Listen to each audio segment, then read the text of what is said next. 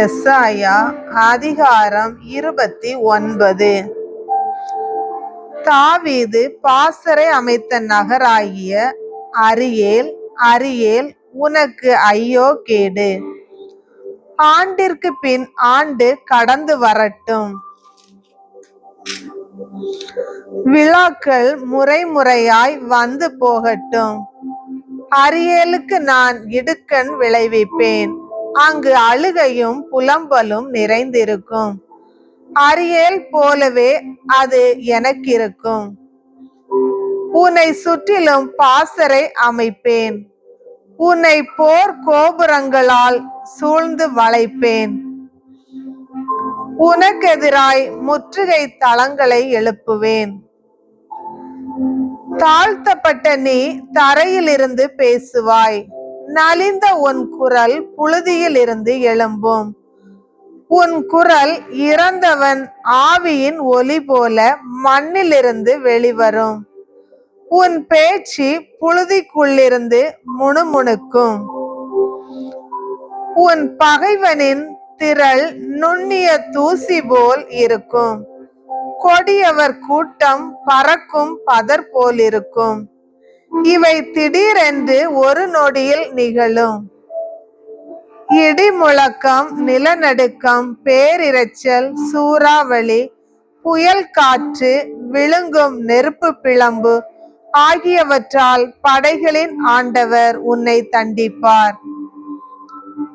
அரியேலுக்கு எதிராக போர் தொடுக்கும் திரளான வேற்றினத்தார் அனைவரும் அதற்கும் அதன் அரணுக்கும் எதிராக போரிட்டு அதை துன்புறுத்திய அனைவரும் கனவு போலும் கனவில் காணும் காட்சி போலும் மறைவர்.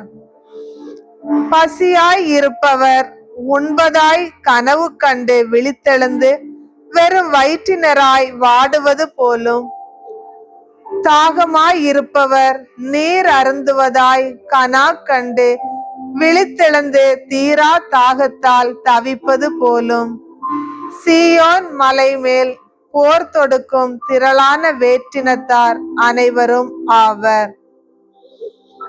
திகில் அடையுங்கள், திகைத்து நெல்லுங்கள், குருடரை போல் இருங்கள், பார்வையற்றவராகுங்கள், ஆனால் திராட்சை ரசத்தால் அல்ல, தடுமாறுங்கள், ஆனால் மதுவால் அல்ல.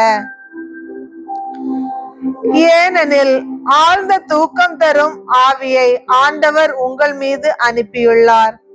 இறை வாக்கினராகிய உங்கள் கண்களை மூடியுள்ளார். திரு காட்சியாளராகிய உங்கள் பார்வையை மறைத்துள்ளார்.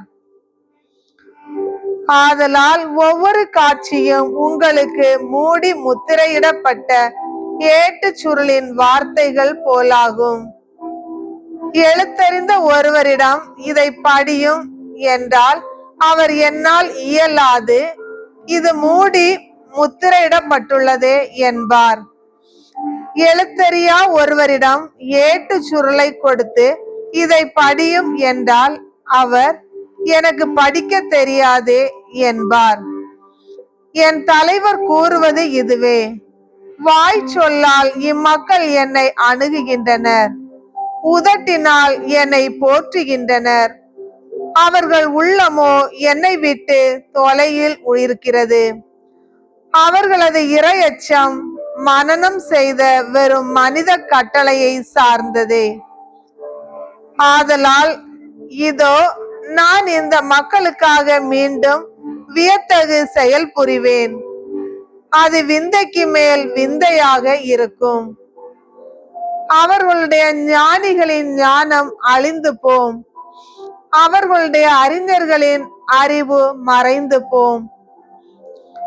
ஆண்டவரிடம் இருந்து தங்கள் திட்டங்களை மனதின் ஆழங்களில் மறைத்து கொண்டு தங்கள் செயல்களை இருளில் செய்து நம்மை எவர் காண போகின்றார், நம்மை எவர் அறிய போகின்றார் என சொல்வோருக்கு ஐயோ கேடு! நீங்கள் செய்யும் முறைகேடுதான் என்ன? குயவனுக்கு களிமண் ஈடாகுமோ? கைவேலை தன் கைவினைஞனை நோக்கி, நீர் என்னை உருவாக்கவில்லை என்று கூறலாமோ? வனையப்பட்டது தன்னை வனைந்தவனை நோக்கி, உமக்கு அறிவில்லை என்று சொல்லலாமோ? இன்னும் சிறிது காலத்தில் லெபனோன் வளமிகு தோட்டமாக மாறும் அன்றோ? வளமிகு நிலம் காடாக ஆகிவிடும் அன்றோ? வளமிகு நிலம் காடாக ஆகிவிடும் அன்றோ? அந்நாளில் காது கேளாதோர் ஏட்டுச் சுருளின் வார்த்தைகளை கேட்பர். பார்வையற்றோரின் கண்கள் கார் இருளிலிருந்தும் மை இருளிலிருந்தும் விடுதலையாகி பார்வை பெறும். ஒடுக்கப்பட்டோர் மீண்டும் ஆண்டவரில் மகிழ்ச்சி பெறுவர். மானிடரில் வறியவர் இஸ்ரேலின் தூயவரில் அகமகிழ்வர்.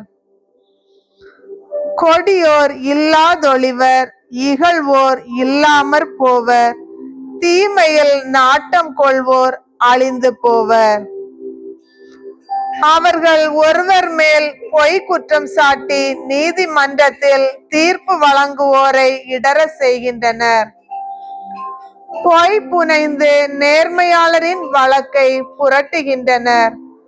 ஆதலால் ஆபிரகாமை மீட்ட ஆண்டவர் யாக்கோபு வீட்டாரை பற்றி கூறுவது, இனி யாக்கோபு மானக்கேடு அடைவதில்லை, அவன் முகம் இனி வெளிரி போவதும் இல்லை. அவன் பிள்ளைகள் என் பெயரை தூயதென போற்றுவர்.